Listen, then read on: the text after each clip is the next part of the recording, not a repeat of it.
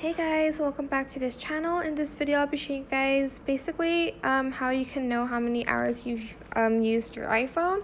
So go to settings and select screen time, and here as you can see the daily average I use my phone is around 9 hours, well almost 9 hours.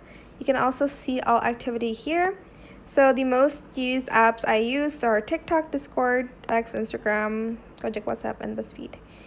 You can also see how many hours I've spent on the app. The total screen time as well will be calculated here, and it's like 23% less from last week. There's also a daily average as well. First use after pickup, I always open Discord, and these are the notifications I get as well. And that is it. I hope this tutorial was helpful for you guys. Don't forget to like, comment, share. Also subscribe to this channel if you haven't done that already.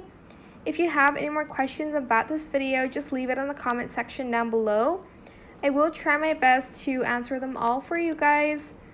And if you found this video helpful, please click the thanks button as well. It would mean a lot to me. And that is pretty much how you can see how many hours you spent on your phone.